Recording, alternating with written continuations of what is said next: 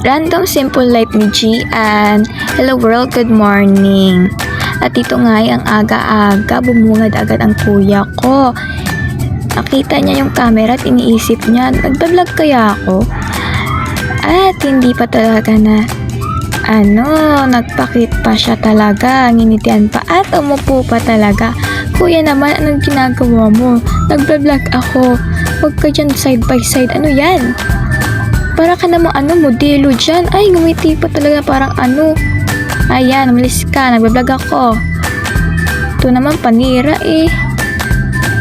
Ang imping ng tulog ko at nagising na nga ang Cinderella.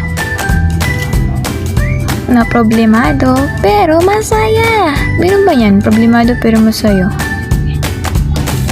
Ewan ko ba? Puti ng legs. Joke lang. Uy, ba't mo naman plinix? Akala naman niya malaki yung muscles niya. Payat naman. At yan nga, naglinis ako ng aking hinigaan. Kaya naman talaga pagkagising, di ba? Unang-unang gagawin yung hinigaan, di ba? Dapat mo yan linisin kasi hinigaan mo yan. Yan ang first things first. At initian ko na lang kayo kasi lilinisin ko rin yung aming lababo na ginamitan sa pinalutuan kagabi. At dahil masipag akong Cinderella na anak ng aking mama, pati yung mga hugasan, huhugasan ko na rin. Siyempre, sa akin nakatoka yan eh. Sipag-sipagan yan kasi may camera. Uy. Te, wag mo naman tuduhin. Baka maniwala yung mga tao na masipag ka. Masipag ka lang naman pag may camera. Chay karun. May karun ka talaga. Chika time, ugaliin nyo talaga yung pagsisipag sa bahay nyo. Gayahin nyo ko, ang sipag ko. Diba? Kasi bahay natin yan. If ever na may bisita tayo, buwisita pala. Pag pumasok sila, makikita nila, ang linis ng bahay. O diba? Kahit papano, di ka nila lilibakin. Lilibakin. Grabe naman to. So, yun na nga. Uhugas-hugas na siya. Kasi nga, kailangan yan. Baka pagalitan ni mama. At kinuha ko nga yung tubig sa aming mahiwagang gripo. Joke. May karun. Baldi lang yan. Dito nga naubos na ang aming joy. Kaya kumuha na lang ako to ng bago. Kasi anong gagamitin kong pangsabon kung wala namang joy na magpapasaya sa akin. Uy, saya sa akin. Kaso nga lang wala nang joy, wings na lang. Di ko alam kung safe yan. Safe ba yan? Pero safe naman yan. Ang dami ko ng kabisis ginamit yan. Basta kaunti lang ng wings ilagay mo. Tsaka pabulain mo. Para kahit pa paano safe naman. Ha. May karun. So, ito na nga at naghugas na ako. Tapos na. Sinabay ko na rin yung pagtutoothbrush. Ang ginamit ko ang toothpaste ay ang Close Up. Hindi naman ako sponsor nito. Pero, sana marinig. Uy! May karun. Pero, baka malay mo marinig ako, diba? O, diba? Buwan-buwan meron akong Close Up. Joke lang. At ito nga, sinimulan ko ng aking pagtutoothbrush para kahit papano gumanda yung ngipin ko. Alam nyo guys, hindi naman kasi maganda yung ngipin ko. Yan nga yung pinaka-biggest insecurity ko kasi hindi siya maganda, ang pangit. Pero okay lang, laban lang self, diba? Hindi naman ibig sabihin na pangit yung ngipin mo. Hindi ka na mag-toothbrush, diba? Ang dami nga yan, walang ngipin, nag-toothbrush pa. At ito nga, pinabula ko yung pag-toothbrush ko kasi mas bit ko kasi yung mabula. Kasi pag mabula, mas maganda yan. At saka kaulag-talian natin dapat na pagkakagising nagtutoothbrush. Dapat masanay tayo yan kasi nakikipagharap tayo sa mga relatives natin. At siblings at siblings kailangan mabango yung bunganga mo kahit na tudo ka burarak. Ano may burarak yan? Hindi ko iwan ko. Mabas lang sa bibig ko. Bunganga, tudo, bunganga mo. At ito nga ay, pati kamay ko ay nilinis ko na lang. Kasi para malinis pa rin. Uy! And then, Ay, iinom pa pala ako ng tubig dito kasi pagkatapos ko mag-toothbrush, naging thirsty talaga ako. Lagi na lang nangyayari sa akin. Pagkatapos mag-toothbrush, thirsty ako. Masakit talaga sa lalamunan yan. Hindi ko alam kung anong meron, pero tubig lang katapat niyan. Kaso, wala na pala kaming tubig. Ang wawa naman ng babaeng to, Cinderella pa naman. Wala na ang tubig, ang liit na lang ng amount. Pero iinumin ko pa rin yan. Siyempre, tubig yan tapos sasayangin mo. Kaya mo nga mabuhay ng 7 araw at 1 buwan sa tubig lang kahit walang pagkain, di ba? At ito na nga ang aming lababo. Finishing touches, tapos na akong maghugas. Flex ko lang yung aming lababo, yung aming kusina. Malinis na yan. At ito yung aming mahiwagang gripo. Char, balde lang yan. Ito na lang yung amount ng tubig na iwan pagkatapos kong maglinis. At ito nga pala yung aming lutuan. Yung mga kalan at kaldero maitim kasi hindi ka pa linilisan. At dahil nga wala kaming tubig, sa bumbahan na lang. Guys, sip naman kasi yung bumbahan namin. Kasi galing sa nalawasa. Ayan. Joke lang. Safe naman yan talaga. Basta, paabiran mo lang ng mga maraming beses. And then, kumuha ka. Inom mo. Try mo nga yan. O, tignan mo nga ako. O, nasarapan pa ako dyan. Busog. Sante. Nagpakit pa siya. Plinex niya yung baso. At dito nga, ipapunta ako sa CR para magbawas ng ihi. Kasi pagkatapos uminom, syempre, iihi na yan. At nagulat nga ako kasi ang dumi.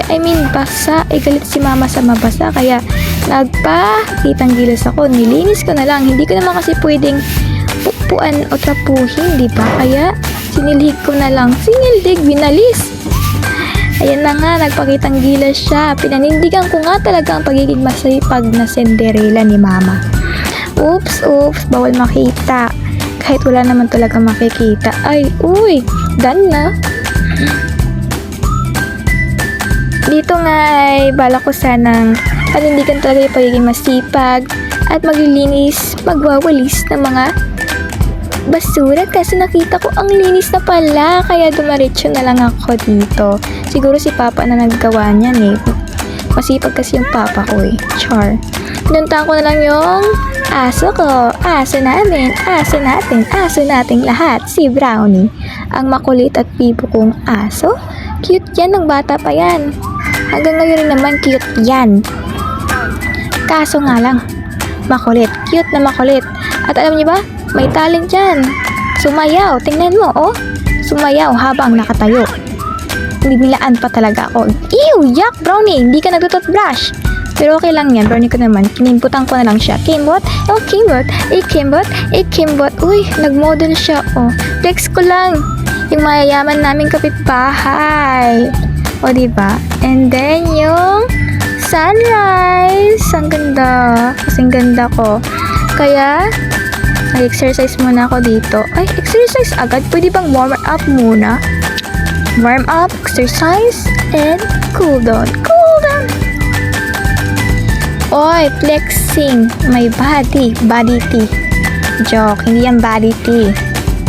Yun na nga, parang ang sinapian. Di ko alam kung ano yan, basta. Eme karon. Parang helicopter. Alam nyo guys, minsan natatawa ko sa sarili ko. Kasi kapag nag-exercise ako at tinitingnan ko yung mga video, natatawa ko sa sarili ko. Ba't ang pangit ko? Ba't ganyan? Pero part yan talaga Wala naman kasi perfect. Ngumiti pa talaga siya.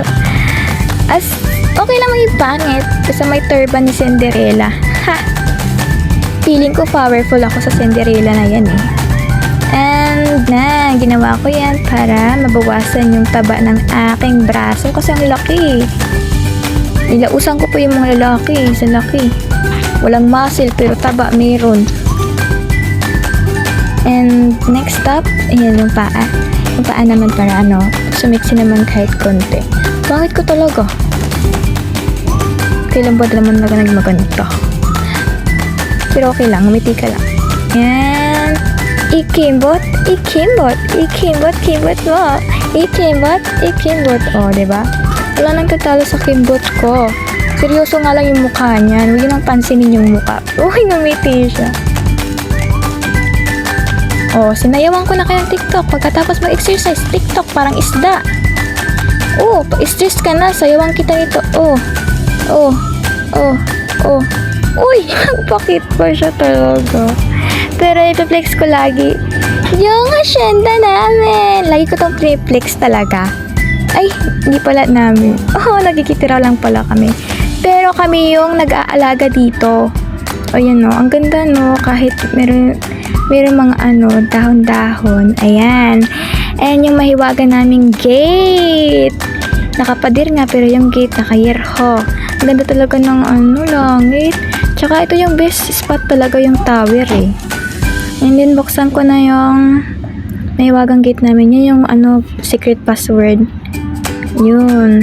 Pero ayokong lumabas. Nahihiya kasi ako. Huy, nahihiya siya. Wala namang tao kasi ang aga. Yun na yung mukha kong pangit. Oh, diba? Ang ganda ng labas namin. Malinis din. Kahit yung kapitbahay namin, sinusunod yung kalinisan sa kapaligiran. Siyempre, alagaan ang kalikasan, diba? And pumasok na nga ako dito para magkape at nagmodel-model pa sa aming mahiwagang tasa at kulay yellow na termos. At nilagyan ko na nga ng laso para magkape. Ready na to fight. Fight.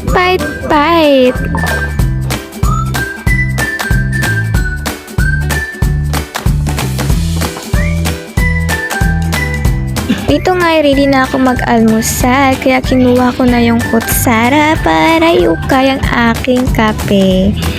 Na nilagyan ko ng laso. Shoutout kay mama na naka-yellow. Ganda niya. Kasing ganda ko. Uy, joke lang. Ako, ang sarap ng kape. Yung kapiling ka sana. Uy, nagpakit na lang ako dyan kasi wala ka naman. Uy, sino ba yung pinaparinigan? And then, kinuha ko nga dito yung lalagyan. Baka mayroong lagay na tinapay pero wala nga. Magugulat pa ba ako? Crisis nga. Pero yung totoo, okay lang naman. Tinix ko lang naman talaga yung kuya ko. Kahit yung electric pan namin, sumuko na sa sobrang hot ni Idol Andrea Bolyantes. Hello world! Kamustang buhay-buhay? This is your Norte Samareños vlogger, Gian, but you call me Ate Chi. Please don't forget to like and subscribe para lagi kayong updated sa aming journey. Thank you for watching my simple random life vlog. See you and mabuhay!